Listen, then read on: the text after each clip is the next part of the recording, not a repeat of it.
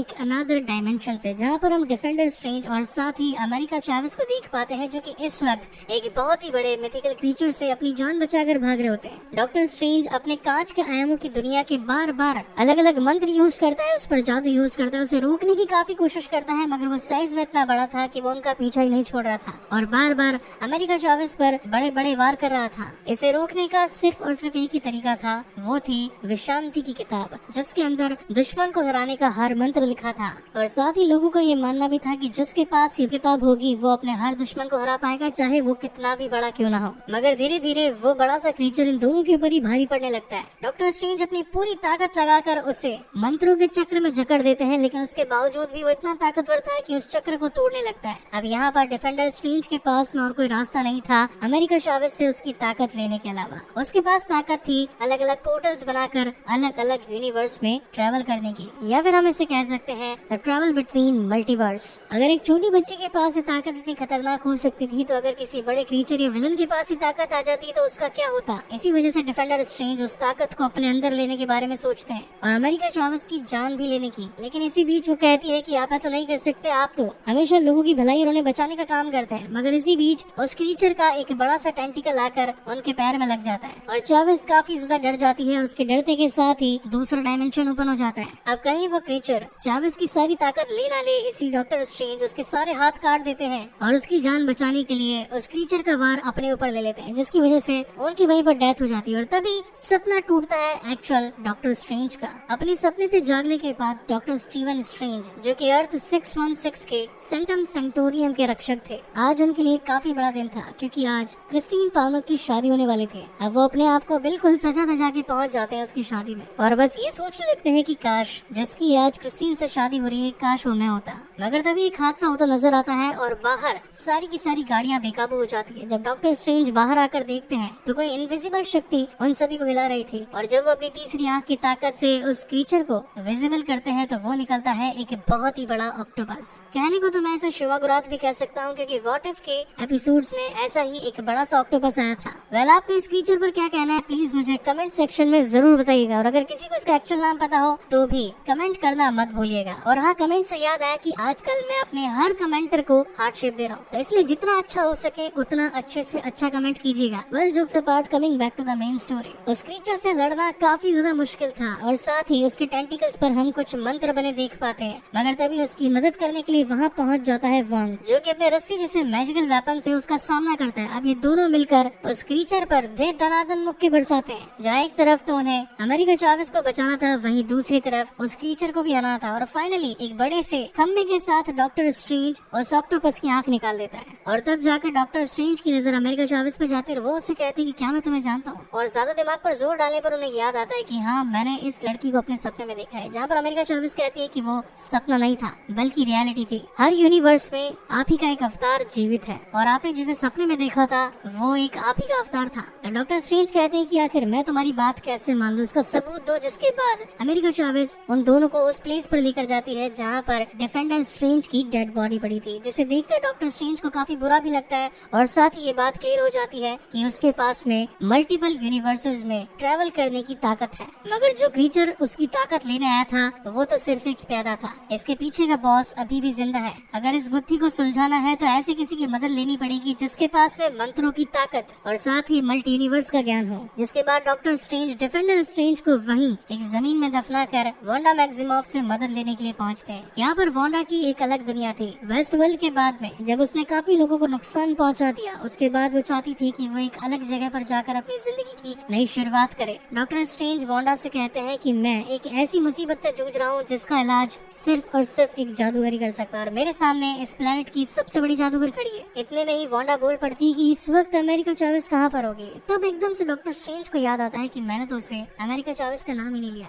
और तब जाकर यहाँ पर ये रिवील होता है कि उन सभी कारनामों के पीछे और कोई नहीं बल्कि खुद वांडा मैक्सिमॉफ थी, जो कि बन चुकी थी स्कारलेट विच। और देखते ही देखते वो प्लेस हरियाली की जगह एक लाल नर्क बन जाता है। और अगर आप जानना चाहते हैं कि वेस्ट वर्ल्ड में आखिर हुआ क्या था और वांडा मैक्सिमॉफ इस रेड हेल में कैसे पहुंची और अब स्कारलेट विच के नाम से क्यों जानी जाती है, तो उसके लिए मैंने ऑलरेडी अपने चैनल हितेश नागर पर वांडा विजन की 9 एपिसोड्स की सीजन 1 की सीरीज एक्सप्लेन कर रखी है, वो भी विद एक्चुअल वीडियो क्लिप्स, जिसे देखकर आप पूरे सिनेरियो को ठीक तरीके से समझ पाएंगे। उसका लिंक मैं इस वीडियो के डिस्क्रिप्शन में डाल दूंगा, वहाँ से जाकर आप उन्हें चेकआउट कर सकते हैं। डॉक्टर स्ट्रेंज वापस से कामाता आ जाता है और आकर अमेरिका चावेस और साथ ही वोंग को बताता है कि अब वांडा करप्ट हो चुकी है, उसकी ताकतें बदल चुकी है, वो बुरी बन चुकी है। तो वोंग पूछता है कि आखिर इसके पीछे का रीजन क्या था। तो डॉक्टर स्ट्रेंज बताते हैं कि उसे उसकी काल्पनिक जिंदगी काफी पसंद थी, अब उसे अपने बच्चे टॉमी और बिली वापस चाहिए। हालांकि इस यूनिवर्स में उसके पास उसके बच्चे नहीं है, मगर दूसरे यूनिवर्सेस में वो बच्चे अभी भी एग्जिस्ट करते हैं, मगर उन यूनिवर्स में जाने की ताकत वांडा के पास नहीं, इसलिए वो अमेरिका चावेस को अपना शिकार बनाना चाहती है। मगर हम ऐसा नहीं होने देंगे, हम अमेरिका चावेस की जान बचाएंगे। इसीलिए वो सब मिलकर सेंक्टम सेंक्टोरियम के ऊपर एक बहुत ही बड़ा कवच बना देते हैं। और जब स्कारलेट आकर उन पर हमला करती है तो इतने सारे लोगों की ताकत देखकर अपने आप को कमजोर पाती है, मगर उसके पास थी पावर माइंड मैनिपुलेशन, जिसकी मदद से वो एक जने का माइंड मैनिपुलेट कर देती है और वो इंसान उस कवच को धीरे धीरे तोड़कर भागने लगता है।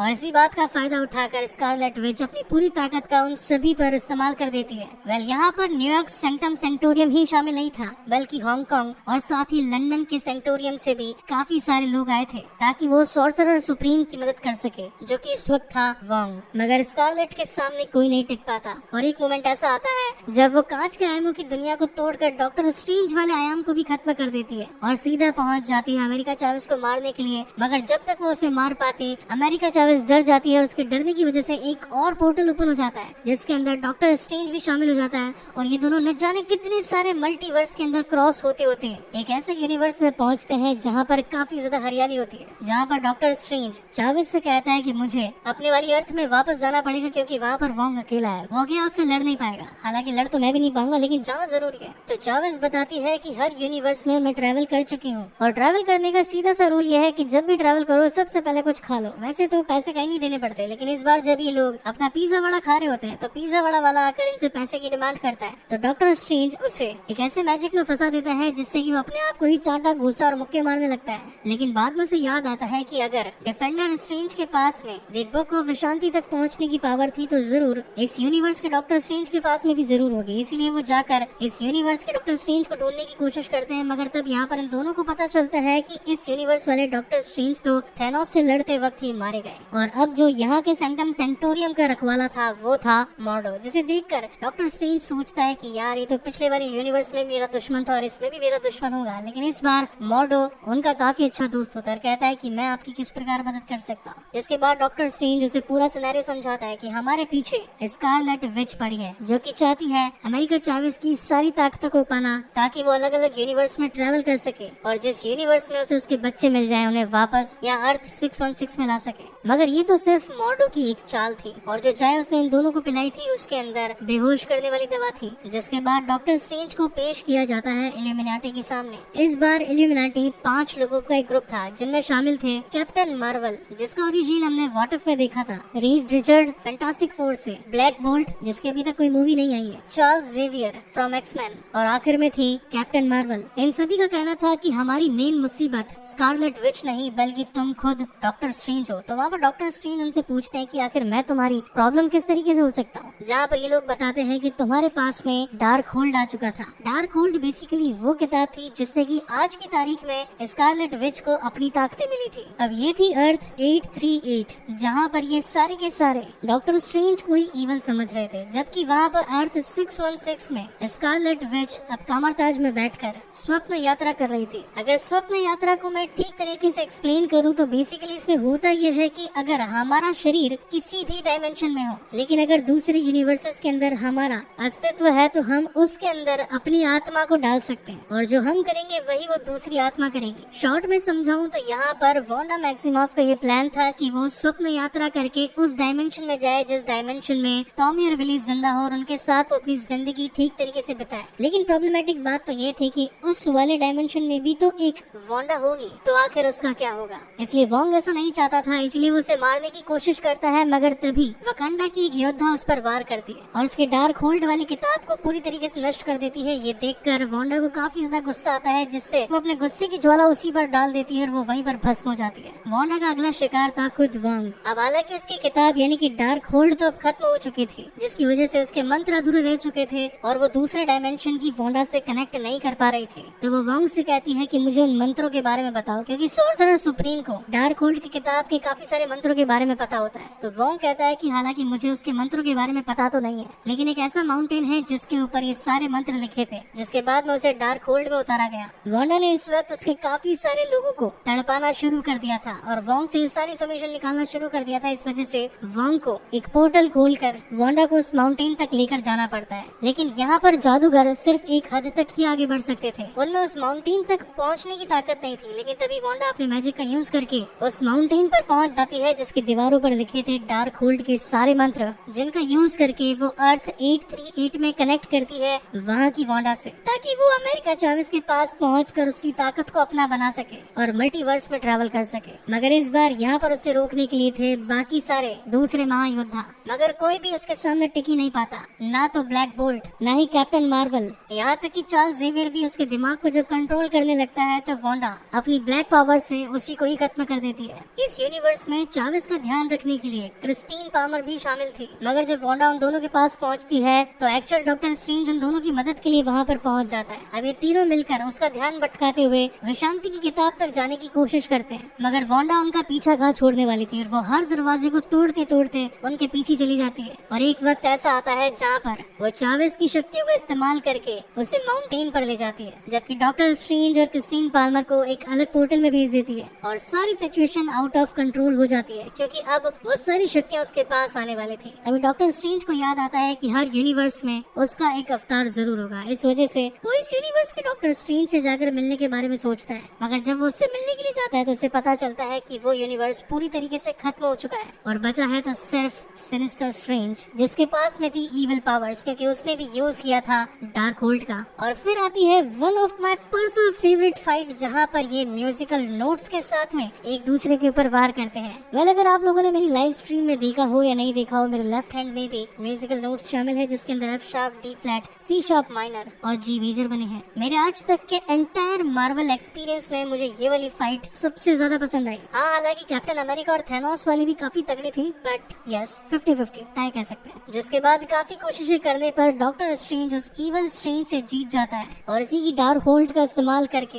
अर्थ 838 से अर्थ 616 पर पड़े मुर्दे वाले डिफेंडर स्ट्रेंज के अंदर अपनी आत्मा को ट्रेवल कर देता है, जिसे कि स्वप्न यात्रा कहते हैं, और वहाँ से सीधा माउंटेन्स की ओर पहुँचता है। मगर माउंटेन्स पर जाने के बाद जादूगरों को उस मकबरे तक पहुँचने की शक्ति नहीं थी। वहाँ पर काली ताकतें आकर डॉक्टर स्ट्रेंज को मारने लगती है, पीटने लगती है, उसे वहीं पर खत्म करने की कोशिश करती है। मगर तभी क्रिस्टीन पामर उसे विश्वास दिलाती है और कहती है कि डॉक्टर स्ट्रेंज, उन बुराइयों को अपनी ताकत बनाओ, तुम हर मुश्किल का सामना कर सकते हो। जिसके बाद डॉक्टर स्ट्रेंज उन सभी बुरी ताकतों को अपने अंदर समा लेता है और बना लेता है अपने पंख उस मकबरे तक पहुंचने के लिए। जिसके बाद उसकी फाइट होती है खुद वांडा से। और अगेन यहाँ पर मार्वल की एक one of the best fight हमें दिखाई जाती है, जिसके CGI ग्राफिक्स और साथ ही VFX टॉप नॉच थे। इतनी भयंकर चलती लड़ाई के अंदर हम देख पाते हैं कि सचमुच स्कारलेट विच डॉक्टर स्ट्रेंज पर भारी पड़ रही थी। स्ट्रेंज को हारता देख अमेरिका चावेस को याद आता है कि अगर मुझे वांडा को हराना है तो मुझे ताकत का नहीं बल्कि दिमाग का इस्तेमाल करना पड़ेगा, और वो अपने पोर्टल्स को ओपन करके स्कारलेट विच को वहाँ पहुँचा देती है जहाँ पर दूसरे डायमेंशन की वांडा अपने बच्चों के साथ अपनी हंसती खेलती जिंदगी में जी रही थी। मगर बिली और टॉमी को अपनी मॉम का ये रूप भयानक दिखाई पड़ता है और वो अपनी मॉम से ये कहने लगते हैं कि हमें मत मारिएगा, हमने कुछ नहीं किया, हमारी जान मत लीजिएगा। तो स्कारलेट कहती है कि तुम तो मेरे बच्चे हो, आखिर मैं तुम्हें नुकसान क्यों पहुंचाऊंगी। मगर वो बच्चे तो उसके पास आने से भी डर रहे थे, और अब जिनके लिए स्कारलेट विच ने ये सारा तांडव रचाया था, अब जब वो उन्हें ही नहीं पा सकी तो उसने अपनी हिम्मत हार ली। जिसके बाद वो अपने दोनों बच्चों को उस डायमेंशन की वांडा के पास दिल पर पत्थर रखकर छोड़ देती है और ये डिसाइड करती है कि अब उसका खत्म हो जाना ही बेहतर है। जिसके बाद वो अपनी पावर से इस पूरे ब्रह्मांड के जितने भी अलग अलग मल्टीवर्सेस थे वहाँ से डार्क होल्ड्स को खत्म कर देती है और उसके बाद अपने आप को भी खत्म कर देती है। और इसी के साथ ये शानदार कहानी